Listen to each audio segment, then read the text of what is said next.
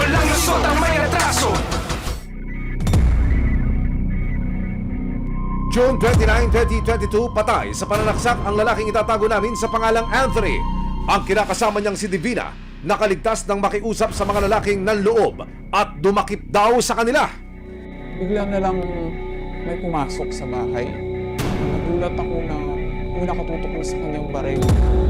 Kasi yung isang lalaki ay umakyat na inuhala yung mga papeles po namin sa loob ng cabinet. Pagbaba ko doon sa store, nakita ko na po yung partner ko na may tape sa mukha. Pagkababa ay piniringan na rin si Divina at isinakay na sila sa sasakyan. Takot na ako. Sobra ng ko na naibulong ko doon sa partner ko na patayin tayo. Sa kalip na sa presinto dalhin, sa isang masukal na lugar daw sila ay binaba ng mga lalaking nakatago ang muka. Yung dinig ko, yung nilahat. Nakiusap ako na wag kami patayin. Sinaksak nga siya. Hanggang saan nakiusap ako sa kanila na dapat ko nila ang buhay. Kasi may mga anak ako. Dinala ako kasi nakay na kami sa sasakyan.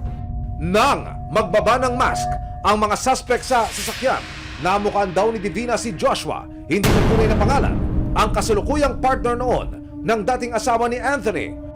Hanggang sabi po sa akin na, sige, huwag ka magsusumbong. Hanggang sa naibaba nila ako dun sa gas station. Dumiretso na raw si Divina sa pulis para humingi ng tulong. Dito na raw sila nagkita ng anak ni Anthony na si Irene at sabay na silang nagpunta sa crime scene. Nakapulsas po siya, tapos duguan po yung leeg niya. Nakabalot po yung mukha niya ng duct tape na pula. Dahil sa nasaksihan ni Divina, itinuring siyang primary witness sa investigasyon.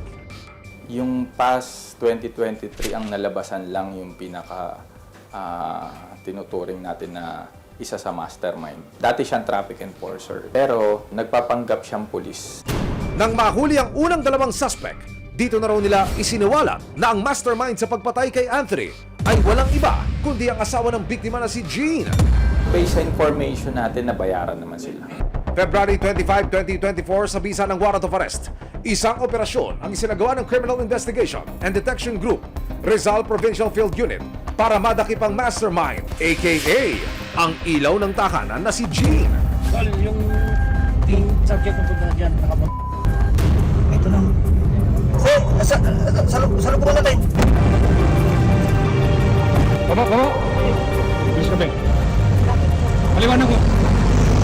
Binabang ko kayo ng warrant of arrest ng Morong Rizal, Brand 78, na may kasong kidnapping with homicide. Kayo po may karapatang manimik kung magsawalang ibo.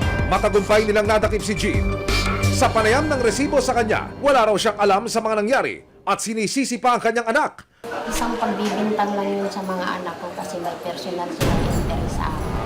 Pero hindi pa natatapos dito ang pagpapanagot sa mga dumakip at pumatay kay Anthony dahil kasama sa mga may warrant of arrest ang isa pang suspect na si Ralph.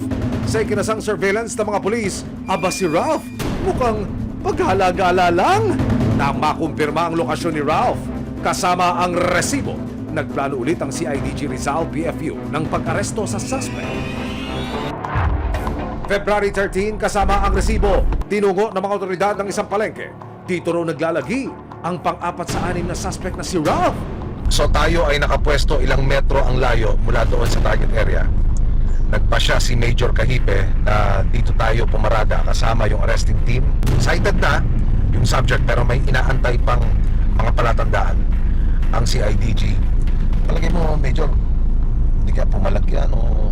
Tinitrip natin na pwede siyang lumaban at may baril din siya kasi nga siya yung mismong pumatay ang sinasabi ng mga kasama niya.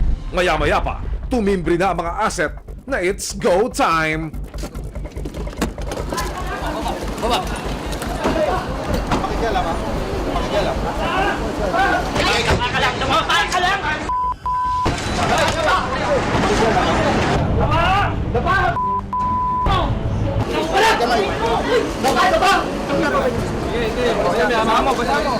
Inaaresto kita sa bisa ng warrant of arrest sa kasong kidnapping with homicide.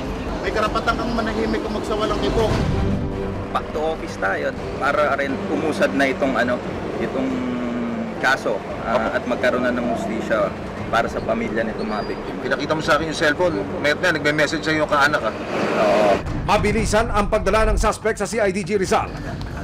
Sa panayam ng resibo sa suspect na si Ralph, aba, walang alinlangan niyang kilanta ang pangalan ni Gene. Siya talaga ang mastermind po. Pumunta sila sa bahay.